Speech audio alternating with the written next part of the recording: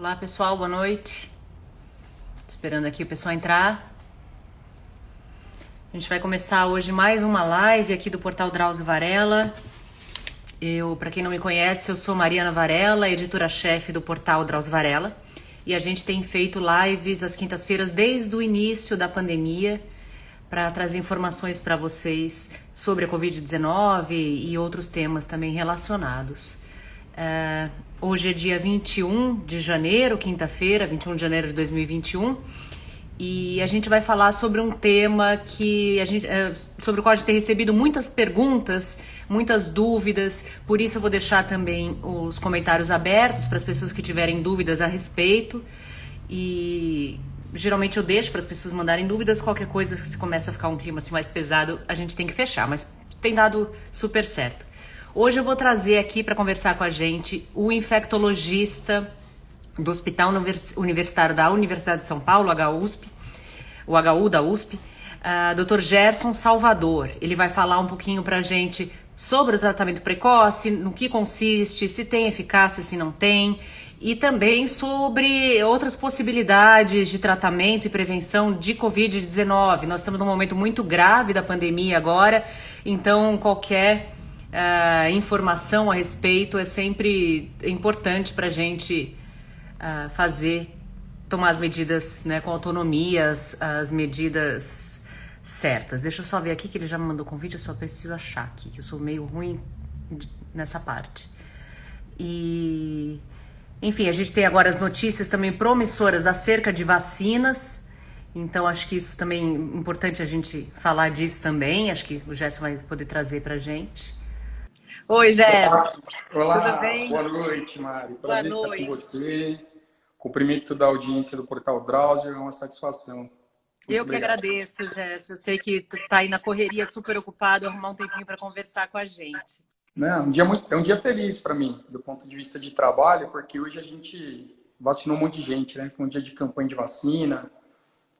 Aqui na rede Luci Montoro, Instituto de Reabilitação do HC, a gente estava vacinando aqui, então quero mandar um abraço para a equipe aqui da rede Luci Montoro, a equipe de enfermagem, notadamente, que esteve aí fazendo um trabalho maravilhoso hoje. Então, é um dia leve. Então, é um a gente prazer. sempre que pode aqui destaca também o trabalho da enfermagem nessa pandemia, que tem sido assim primoroso, né? Além dos médicos, a enfermagem, os auxiliares têm feito um trabalho maravilhoso agora. Bom, Gerson, deixa eu começar a perguntar para você direto aí. No que consiste a ideia? Porque a gente ouve falar, as pessoas perguntam muito sobre o tratamento precoce, mas muita gente nem sabe o que é, nem quais drogas fariam parte desse tratamento precoce. De onde saiu isso e o que seria o tratamento precoce para a Covid-19? Tá. Então, existem médicos, né, e não só médicos, também grupos políticos, que advogam que se alguns medicamentos forem oferecidos precocemente em pessoas que estão infectadas pelo SARS-CoV-2, isso evitaria o agravamento do quadro na Covid-19. Então, são diversos medicamentos, são distintos protocolos, né? A droga mais famosa desses protocolos é a cloroquina, porque ela já foi divulgada até pelo Trump, pelo Bolsonaro várias vezes. E o que eles falam é que se os medicamentos fossem dados precocemente, as pessoas não evoluiriam com quadros de maior gravidade. Falácia, infelizmente, trata-se de uma grande mentira, né? É algo que a nossa geração vai se envergonhar e que a gente vai ter que fazer uma lição de casa da medicina para apurar. Por que é uma mentira? Quais são algumas drogas que fazem parte do chamado kit COVID? A cloroquina é um medicamento contra a malária. A cloroquina ela também é usada em algumas doenças inflamatórias e ela tem efeito contra vírus em placas de laboratório, inclusive o coronavírus, dengue, HIV e vários outros vírus. E baseado nesse funcionamento, as pessoas advogam que ela deveria funcionar para a Covid-19 e depois começou a sair uma produção extensa com trabalhos muito ruins, inclusive com fraudes, né? O mais famoso deles, né, do Didier Raoult, um médico francês, fez um estudo cheio de viés, um estudo péssimo, foi divulgado pelo Trump como uma verdade na ocasião, o pessoal que copiou, e o Didier Raoult acabou de confessar a fraude nessa última semana, que ele fraudou o resultado da pesquisa, né? E outras drogas que, se você quiser perguntar uma por uma, a gente fala de todas elas aí, só para a gente ir indo e voltando. Mas tratamento precoce é uma grande mentira, é uma grande falácia, e a gente pode conversar aqui durante a live, droga por droga, porque aqui são questões falaciosas. Agora, Gerson, a hidroxicloroquina, no começo da pandemia, né, quando saiu até esse estudo, e quando, como você mesmo disse, essa droga tem efeito in vitro para alguns vírus, né? Logo, as pessoas, a ciência do mundo todo logo percebeu que não tinha efeito contra a Covid. Por que você acha que o Brasil insiste nesse assunto se nenhum país do mundo usa mais a hidroxicloroquina para tratar a Covid? Virou uma arma de uma guerra política, né? Então, o presidente da República, Jair Bolsonaro, ele tem se favorecido da epidemia descontrolada no país. Então, durante a epidemia, a popularidade dele aumentou, a despeito de ter mais de 210 mil famílias chorando, né, em luto, por conta de ter perdido entes queridos, né? Então, tudo que funciona, o governo é contra. Então, distanciamento físico funciona, máscara funciona, higiene das mãos, educação, tudo isso funciona. Bolsonaro, Pazuello, o grupo bolsonarista que dirige o país, eles falam contra. E o que não funciona? Até vacina, né? Então, eles estão fazendo campanhas contra as vacinas, tentando viabilizar. O que não funciona? Ivermectina, que já estão perguntando aqui, é um medicamento para parasitas e para vermes. É ótimo para oncocercose, para lombriga, para piolho, né? E para vírus só funciona no vidro. A própria cloroquina dá determinados anti-inflamatórios, Tamiflu, que é um medicamento para gripe. Então, o que não funciona, eles falam que funciona, é um jogo do contrário, né? E, do meu ponto de vista, é uma intenção deliberada de manter a epidemia descontrolada e que custe a vida das pessoas. É uma verdadeira política de morte. O que a gente está observando aqui é um experimento de necropolítica, do meu ponto de vista. E em termos de evidências científicas, há alguma dessas drogas citadas no kit COVID, a ivermectina, a azitromicina, que também já falaram que é um antibiótico, alguma dessas drogas tem efeito contra o SARS-CoV-2? Então, a gente... eu vou falar droga por droga para a gente dar uma passada e tentando ser bem breve. Ótimo. A gente teve 2 estudos clínicos maiores, assim, ensaios clínicos randomizados de elevada qualidade. Nossa, eu estou esquecendo a sigla do... Um é o Recovery e o outro... Nossa, eu estou esquecendo a sigla. Mas a gente teve 2 grandes estudos clínicos que estudaram a azitromicina com a cloroquina e também outros medicamentos, como o interferon, né, que é uma substância que o nosso próprio corpo produz para combater infecções virais e é usado, por exemplo, em algumas hepatites, o remdesivir e tal. Nesses estudos clínicos, todas essas drogas elas falharam em mudar desfecho. Tá? Todas essas drogas falharam em mudar desfecho. O remdesivir, que é uma droga nova, que, enfim, a gente não tem aqui no Brasil, ele é um medicamento que age na replicação do RNA, que é o material genético do vírus, e alguns estudos ele mostrou que diminuiu o tempo de sintomas, né? Diminuiu o tempo, mais ou menos como o Tamiflu faz com a gripe. O oseltamivir também não muda desfecho de morte. Então, o remdesivir aí tem questões aí para serem resolvidas, mas a azitromicina, a cloroquina e o interferon são questões que estão resolvidas e que não funcionam de fato. Isso está provado, e todas as sociedades científicas internacionais têm consenso em relação a isso. O corticoide, a gente também teve um estudo chamado Solidarity, que testou o corticoide na doença, na Covid-19, e o corticoide mostrou que pode reduzir morte se for usado no momento certo. Então, quando é dado precocemente, não tem efeito, mas pode ser deletério. E vou explicar por quê. Primeira fase da Covid é vírus se multiplicando. Quando a gente dá o corticoide, ele diminui a imunidade. Então, pode fazer com que o vírus se replique mais. Tem uma segunda fase da doença, que é a inflamação. E o vírus não está se multiplicando mais. Nessa fase, quando o oxigênio baixa e dá o corticoide, diminui morte e diminui intubação. Para pacientes internados apenas. Então, dá precocemente para evitar que a pessoa seja internada, isso não existe. Heparina profilática, estão me perguntando aqui das heparinas. Heparina é um anticoagulante. Tem que ser dado em dose profilática para paciente que vai ficar internado precisando de oxigênio suplementar. Então, tem estudos testando dar anticoagulante numa dose maior inclusive a partir de estudos experimentais feitos no Brasil qualificados, mas dos estudos clínicos, eles acabaram parando porque eles não conseguiram demonstrar nenhum tipo de resultado, inclusive expondo as pessoas a risco. Então, não é indicado que se dê anticoagulante em dose plena também para as pessoas com Covid-19. E a ivermectina, ela é uma droga que, eu já falei, é para parasita, para verme, ela tem efeito antiviral na placa do laboratório contra a dengue, contra HIV, contra a chikungunya. Então, a gente não imaginaria jamais uma pessoa com HIV, a gente dá ivermectina porque funciona no vidro, né? Foi testado já para dengue, foi testado em macaco, foi testado e nunca funcionou. E agora tem saído estudos de péssima qualidade que as pessoas publicam nos chamados pré-prints. Se a pessoa manda para uma revista, a revista coloca num site lá, até ser visto por pares, e muita gente, inclusive médicos, mandam como se fosse uma evidência. Inclusive, tem alguns textos que estão nesse patamar há 4 meses, não foram aprovados por revista nenhuma, e tem sido usado como evidência. Então, os estudos da ivermectina que falam que ela funciona são estudos muito mal desenhados, cheios de viés e que não foram aceitos para publicação em nenhuma revista séria, né, por conta de falhas metodológicas. Então, a palavra mais adequada é mentira. É uma grande mentira, é uma grande farsa. E essas vitaminas que também têm sido colocadas aí, o zinco, a vitamina D também tem sido indicada. Tá, Muita gente tomando vitamina.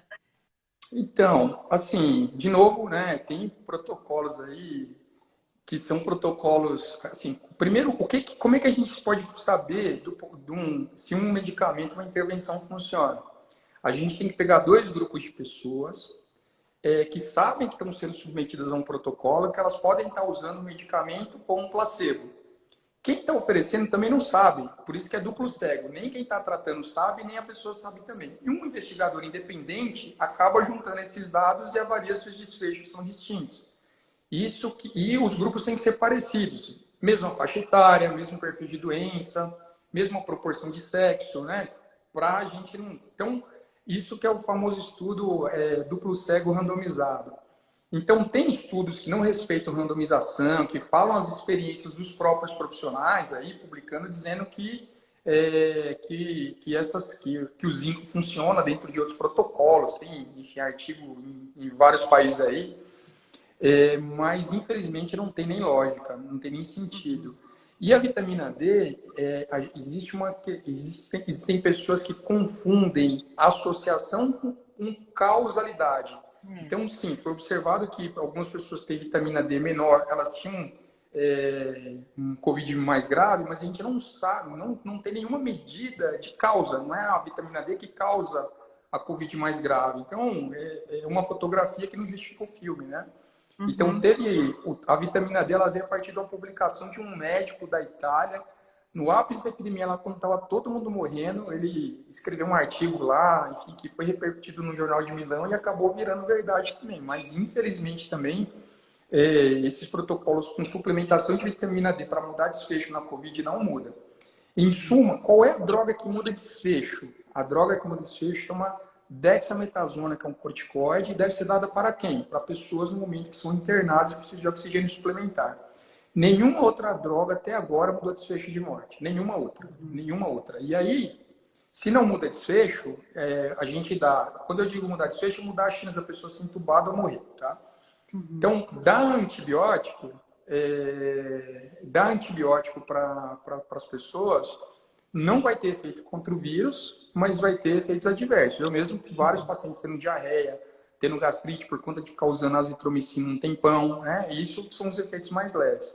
E usar ceftriaxona, antibiótico de amplo espectro, vai induzir o quê? Vai induzir ou vai selecionar bactérias resistentes a um outro problema de maior falha de antibióticos também. Então, a gente, quando toma uma decisão na medicina, a gente tem que ser pautado pela bioética, dosar beneficência e maleficência. Então, frente a uma beneficência que não existe, uma maleficência muito clara, né? Então, quem adota esses protocolos tem tido uma conduta que eu diria que é antiética. E infelizmente, com, no mínimo, a omissão do Conselho Federal de Medicina. Pois é, a gente estava vendo, então, pelo que você está falando, existem medicamentos que são úteis para tratar os sintomas de pacientes internados com indicação, mas não que atuariam para prevenir ou para evitar um quadro mais grave se tomados precocemente. Sim. Certo E isso, né?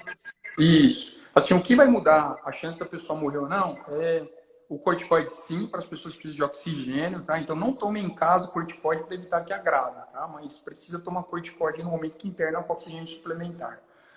O anticoagulante profilático precisa, que é assim, você vai dar uma dose menor e vai diminuir a chance da pessoa ter trombos, né? Notadamente durante a inflamação, aquele período de maior inflamação, sim. E oxigênio, né? Oxigênio é fundamental para os quadros graves que a gente está vendo faltar no Amazonas, né? Enfim, com colapso. São, do ponto de vista de intervenção, é isso. E os profissionais adequadamente formados para prestar melhor assistência, os serviços melhores organizados. Agora, todo esse conjunto do chamado kit COVID não faz diferença nenhuma, não muda a chance da pessoa agravar ou da pessoa morrer, infelizmente. E eu Isso é digo uma coisa que a infelizmente gente... porque... Perdão. Claro, tudo que a gente queria era ter um tratamento barato, simples, que evitasse quadros graves, né? Eu posso contar uma coisa pessoal para você? Claro.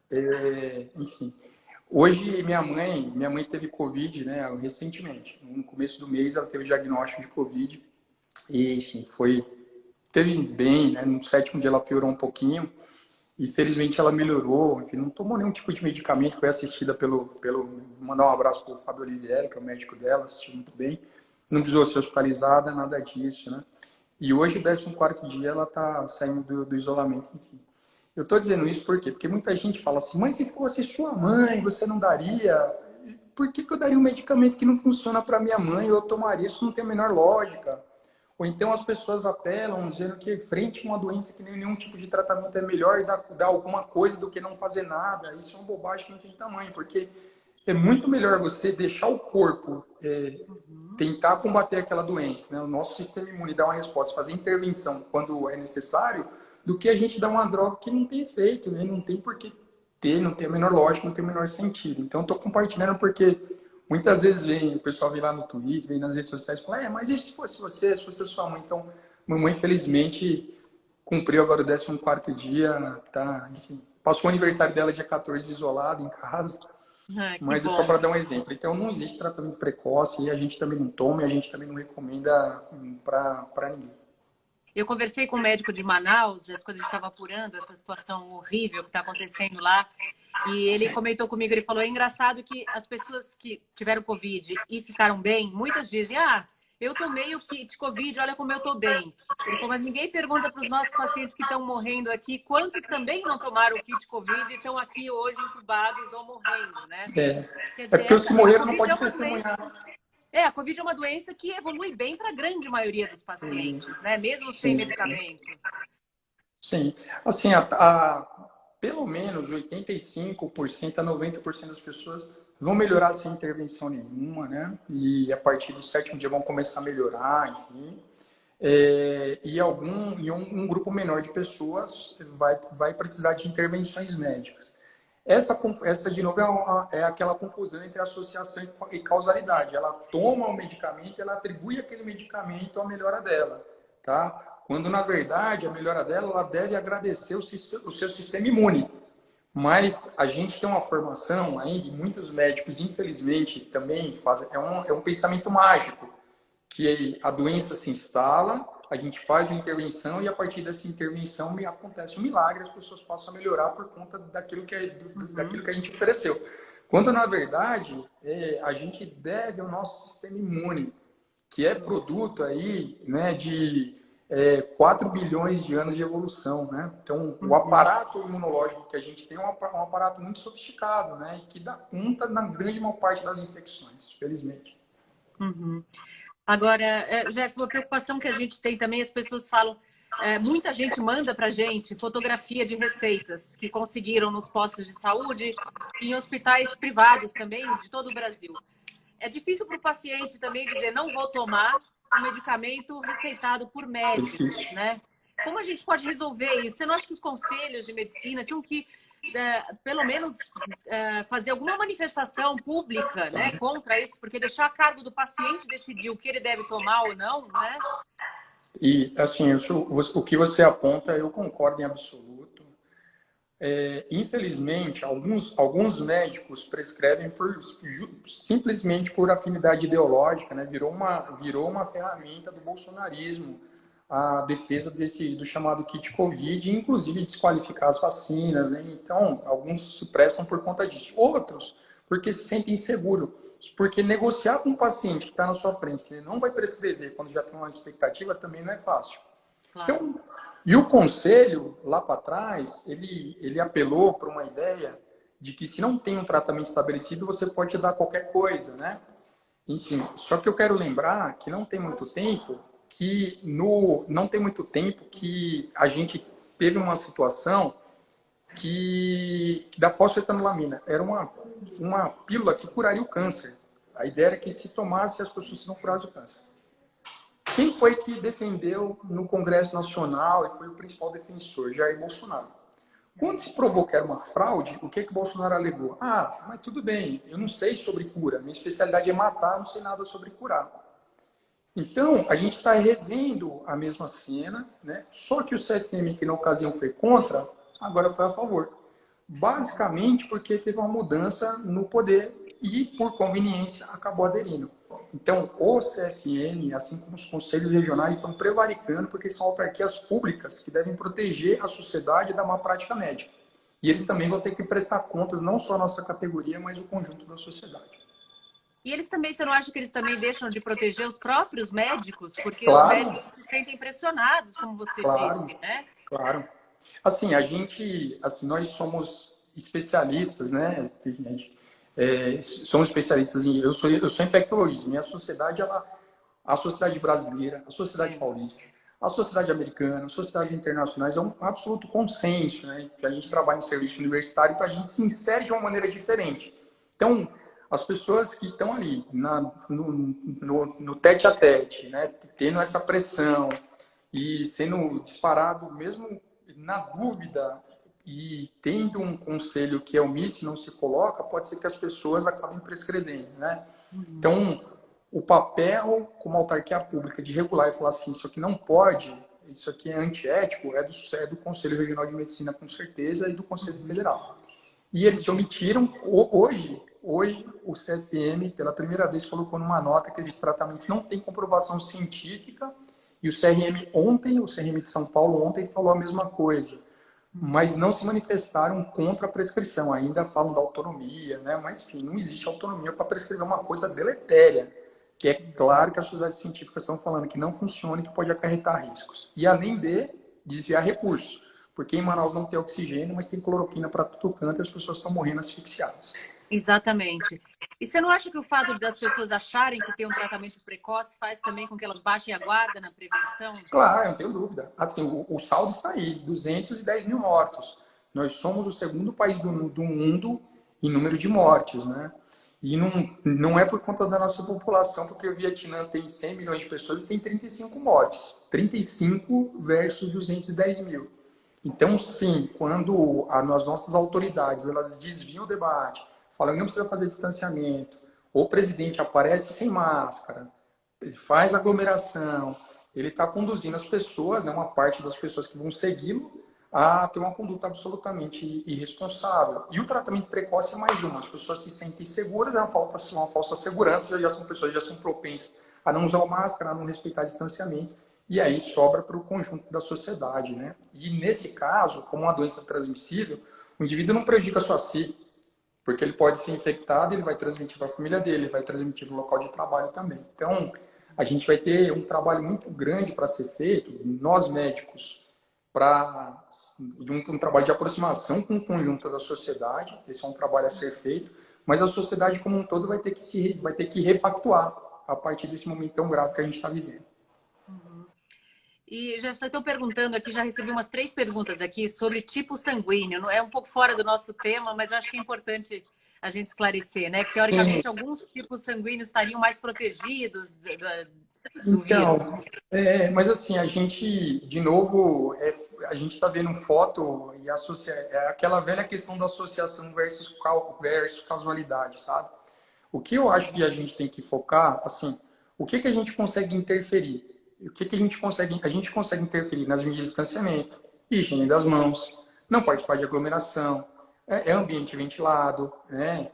E assim, se vacinar no primeiro momento. Tem outras questões de como é que funciona a célula, que a gente simplesmente não tem, e se fizer diferença, é uma diferença muito marginal, entendeu? Então, eu diria para as pessoas que não devem ficar mais ou menos preocupadas conforme o seu RH, o seu ABO, né? Ou se for positivo ou negativo, tá bom? Agora, Jess, na questão das vacinas, o Brasil sempre teve uma cobertura vacinal muito boa, né? A gente sempre vacinou muita gente e gratuitamente pelo Programa Nacional de Imunizações. Por que você acha que a vacina caiu agora nesse descrédito, né? Essa briga toda, tanta gente com medo da vacina, enfim, discutindo essa questão, dizendo que não vai tomar porque tem medo, sendo que sempre tomou, muitas dessas pessoas sempre tomaram vacina, né? O que você acha que está acontecendo neste momento em relação às vacinas? Tá. Então, assim, nós temos um Programa Nacional de Imunizações, que é o maior programa público de imunizações do mundo, que é o PNI. Tá? O PNI é uma conquista que antecede o SUS, ele data da década de 1970. Né? Então, durante o período da ditadura militar, a gente conseguiu instituir um programa que veio cobrindo o território nacional e que veio sendo qualificado ano a ano. E eu vou fazer um corte. Nós ampliamos as nossas coberturas até o ano de 2016. Em 2016, a gente faz um corte e a gente começou a ver uma curva de queda vacinal. A gente começou a ter uma queda de cobertura. Essa queda de cobertura, em parte, ela se deve à estrutura. Porque lá em 2016, até 2016, o que a gente teve em todos os governos? Fernando Henrique, Itamar, os governos Lula, o governo Dilma, ministro da área da saúde, brigando com o ministro da área econômica para trazer mais recursos para o SUS. Sempre teve esse embate, né? Sempre teve esse embate. A partir do governo Temer, o Ricardo Barros, que era o ministro, falou assim, o SUS é grande demais, não cabe no orçamento. E passou a ser, essa passou a ser a normativa de lá para cá, com todos os ministros, Mandetta inclusive. Então, o SUS não cabe no orçamento e veio caindo os recursos. Aí aprovaram até o teto dos gastos, que também tirou recursos do SUS. Isso impactou na diminuição da cobertura da estratégia de saúde da família, acabou impactando na diminuição de agentes comunitários de saúde, acabou impactando nas equipes na ponta. Então, a estratégia de saúde da família, os agentes comunitários de saúde, eles foram fundamentais para a gente ampliar as nossas coberturas, porque eles iam lá checar se as crianças estavam imunizadas. Né? Então, de lá para cá já teve uma queda. A partir disso, tem um outro movimento cultural que é um movimento anti-vacinas, que vem desacreditando a vacina, notadamente a partir da Europa. Um cara, o Didier Raoult, de anos atrás, era o Wakefield, que divulgou um estudo também mentiroso e fraudulento, dizendo que a vacina SCR, a tríplice viral, causava autismo, que é uma mentira, uma grande fraude, só que isso pegou. Então, determinados grupos, notadamente na Europa, começaram a vestir as camisas do movimento anti-vacina. Isso foi se multiplicando. No Brasil, isso não é uma coisa orgânica, mas nos Estados Unidos e na Europa é algo bastante orgânico. Então, eles são organizados, eles têm site, eles têm publicações, eles têm editorias, né? E eles acabam divulgando. Então, a gente encontrou um momento desse movimento anti-vacina crescente aqui, notadamente nas classes mais elevadas, quem tem contato com esse mundo europeu. Isso justifica na classe mais alta. E nas pessoas mais pobres por conta de falta de cobertura. Então, o que aconteceu? A gente teve uma queda na taxa, na nossa cobertura vacinal. A gente teve o sarampo reintroduzido já com 3 epidemias. Morrendo primeiro em Belém, em Manaus, depois em São Paulo. A gente teve epidemias que a gente voltou a ver criança morrendo de sarampo de 2016 para cá. A gente tem agora a polio, está caindo a nossa cobertura. Então, a gente está na iminência de voltar a ver criança com paralisia infantil por conta da queda da cobertura vacinal. Então, são vários fatores. E agora, a agenda do Bolsonaro, que é a agenda próxima do Trump e do Bannon, é uma agenda anticientífica. Então, eles têm uma agenda que é anti-vacina, anti-tudo que a ciência produz. E isso tem incentivado a uma menor adesão também em relação às vacinas, notadamente no grupo que segue o Bolsonaro no Brasil, aí que, infelizmente, ainda é mais de 20% da população. E na questão da vacinação aqui no Brasil, Gerson, você acha que o fato da gente não ter se preparado para a vacinação pode afetar a cobertura de outras vacinas também? Sem dúvida. Sem dúvida. Assim, o SUS é uma política de Estado, ela não pertence a governo nenhum. Foi conquistado pelo movimento de redemocratização e faz parte da nossa Constituição, né? Saúde é direito de todos, é dever do Estado. Só que o SUS, ele entra na rota de interesses econômicos, entra na rota de interesses políticos, né? Enfim, o SUS é um problema. Não é só, e aí não é só para o grupo do Bolsonaro, não. Para outros grupos também que estão nesse espectro, né? O Bolsonaro não foi eleito sozinho, né? Então vamos ficar claro. Tem muita gente que não declara que votou nele, fala que votaram num certo banqueiro aí, que não teve 2% dos votos. Mas se todo mundo que declara que votou nele votasse nele, ele tinha sido eleito no primeiro turno. Então, você tem um grupo econômico, um grupo industrial, um grupo que tem poder de comunicação e que é sócio disso que é Star, né? Então, enfim, a gente tem que defender o SUS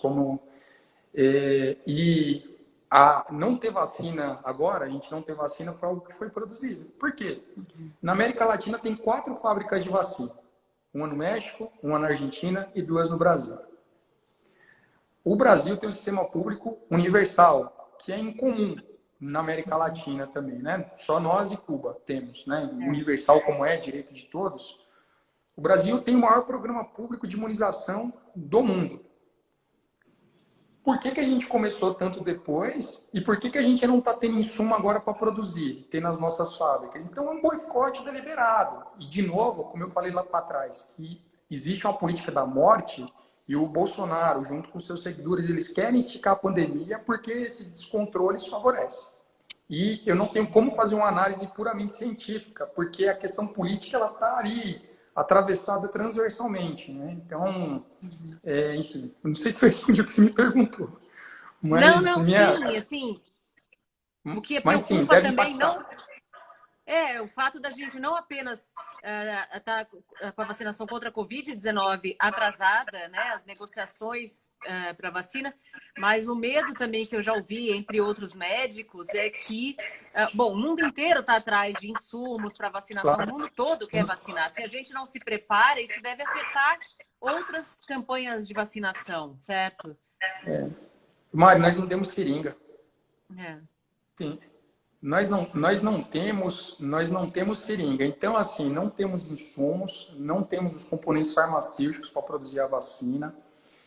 O Brasil produziu diversos incidentes, vamos chamar assim, diplomáticos, que dificultaram a nossa situação. A gente está com problemas diplomáticos com a China. O Brasil votou contra o interesse dos países em desenvolvimento, inclusive a Índia, em relação à quebra de patentes, é bom destacar. Então, a gente está no momento, assim, a gente coexiste. A gente precisa caminhar no sentido de construir uma sociedade internacional. Eu vou citar uma pessoa aqui, a Deise Ventura, que é uma professora da Faculdade de Saúde Pública, querida, ela fala que, em relação à segurança sanitária, quando um grupo está excluído e não está seguro, o conjunto da humanidade não está seguro. A pandemia mostrou isso. Então, a gente tem que ter uma governança internacional de colaboração entre os povos. O que nosso governo faz? Já brigou com a Alemanha, já brigou com a França, já brigou com a Argentina, já brigou com a China, já brigou com a Índia e agora quis interferir no processo sucessório dos Estados Unidos da América. Então, enfim, haja trabalho aí. O pessoal do Itamaraty também, a gente confia em vocês também que são funcionários de carreira e têm uma longa tradição de qualidade também, que também servem ao Estado brasileiro. Mas a gente precisa fazer muitas lições de casa para poder dar certo frente a um governo que boicota como pode. Ô, Gerson, você acha que, aí uma pergunta pessoal, que o SUS vai sair fortalecido dessa pandemia ou não, o contrário? Assim, eu me obrigo a ter esperança. Então, assim, eu sou médico no SUS, eu trabalho no Hospital Universitário da USP, lá eu atendo na porta de emergência e assim, eu vou para lá todos os dias, né, me despeço da minha família ali, passo noites fora lá de plantão porque eu acredito que pode ser melhor. E o SUS, ela é a principal conquista da população do Brasil, não tenho dúvida, né? Depois da tardia Lei Áurea, que de uma maneira, enfim, absolutamente insuficiente, né? Mas na institucionalidade, enfim, previu institucionalmente que não podia mais escravizar as pessoas, né? Por absurda e insuficiente que ela seja. Mas o SUS é um marco que traz aí a saúde como direito de todos, dever do Estado. Um país periférico, um país de industrialização tardia, isso é uma coisa excepcional. Então, e o SUS ele tem sido boicotado de todas as maneiras, né? Nós, funcionários públicos, somos chamados de parasitas, incompetentes, né? O SUS gasta demais, a universidade pública gasta demais, não entrega para a sociedade. E a gente está vendo aí na pandemia de onde vêm as respostas. A resposta vem dos institutos públicos de pesquisa, vem da universidade pública e vem do SUS. Sabemos que vamos continuar sofrendo ataques, mas eu tenho que acreditar que pode ser melhor, enfim, e eu acho que as pessoas estão percebendo aí que o SUS tem condições de dar resposta. E o SUS somos nós, né? Então, nós vamos dar resposta, nós vamos construir, nós vamos continuar encarando. Quando a gente vê outros países que também têm um grande número de casos, como os Estados Unidos, e a quantidade de mortos que tem lá, você acha que o fato da gente não ter tantos mortos quanto nos Estados Unidos se deve ao fato da gente ter um sistema único de saúde? Pelo Assim, menos em parte é isso. Não, isso faz diferença, né? Eu acho que isso faz diferença. Mas a gente tem questões do Brasil que a gente não resolveu. Vou dar um exemplo. Lá nos Estados Unidos, as pessoas que não tinham acesso morreram em casa. Né? No Brasil tem um sistema único de saúde e tal, mas em Manaus as pessoas morreram em casa também, como em Nova York. Então a gente tem, mesmo tendo um sistema público, a gente tem uma desigualdade muito grande. A gente tem racismo estrutural, a gente tem questões que fazem com que as pessoas negras morram mais, que as pessoas brancas, as pessoas pobres morram mais do que as pessoas ricas, né? Então a gente tem coisas aí que, né? Então o sistema de saúde público ele é fundamental, acho que todos os países devem ter. Enfim, com certeza a gente viu em diversos locais ampliando o leito, melhorando a estrutura, isso deve ter impactado na redução da mortalidade. Infelizmente, de maneira insuficiente, porque o próprio SUS foi atacado, né? O SUS tá sob intervenção. Tem um general mandando no Ministério da Saúde, enfim, calando a equipe técnica, né? Enfim, então, eu quero também mandar um abraço para os servidores de carreira da Anvisa. Como eu fiquei orgulhoso, sabe, de ver lá o servidor do Estado de carreira dando as respostas que vocês deram. E é por isso que é importante a gente ter carreiras de Estado, a gente ter SUS, a gente ter servidores qualificados, porque eles também nos protegem do autoritarismo, né? Então, jamais seria alguma resposta, como a gente recebeu dos técnicos da Anvisa, do Pazuello, por exemplo. Então, Pois é, fizeram um belo trabalho mesmo. A Anvisa, os técnicos da Anvisa fizeram um belo trabalho e aí o lado bom é que a população pôde conhecer esse tipo de trabalho que geralmente, né, as pessoas não veem esse tipo de trabalho, né? sim. Gerson, eu queria abrir para suas considerações finais agora. Infelizmente, a gente está acabando, tem muita coisa para falar, mas queria que você ficasse à vontade aí para suas considerações. Então, primeira consideração, adorei conversar com você. Acompanho aqui o Portal Drauzio, que é uma fonte de informação acessível, qualificada para o grande público. Então, parabéns para você e para toda a equipe. Vou deixar aqui registrado um abraço para o Drauzião também, se ele acompanhar no momento posterior. Enfim, é uma pessoa que contribui muito para a saúde do Brasil, dando entrevistas, produzindo material, enfim. Em relação a esse momento que a gente está agora, a gente tem que defender a vacina. Tem que defender a vacina em dois eixos. O primeiro eixo é garantindo que isso é uma vacina segura, é uma vacina eficaz. E por mais que seja óbvio, a gente tem que desmentir as fake news, né? Que não vira jacaré, que não implanta chip, né? Porque isso está disseminado no grupo da família, grupo do WhatsApp, né? Então, a gente precisa defender a vacina. Então, a vacina funciona, ela é eficaz. E a gente também tem que defender a vacina no sentido de cobrar que a gente tenha os insumos, que tenha logística e que as autoridades constituídas cumpram com as suas obrigações conforme a Constituição. E, por fim, a gente tem que encontrar os nossos pares, né? Nesse meio de comunicação, a gente se encontra, a gente divulga, a gente precisa fazer uma maioria dentro da comunicação, das redes sociais, das mídias e do conjunto da sociedade, porque frente a um governo que não só abandonou, mas na verdade tem como objetivo o aprofundamento da pandemia, vive da crise, a gente tem que se proteger como sociedade civil. Então, é um prazer muito grande estar por aqui. Obrigada, Gerson. Obrigada. Eu queria lembrar que essa live vai ficar salva aqui no IGTV e semana que vem está no site também, para quem perdeu ou quem quiser recomendar para outras pessoas. Eu te agradeço e super obrigada pelo seu trabalho aí que você está fazendo, incansável. Obrigada. Muito obrigado. Um abraço. Abraço.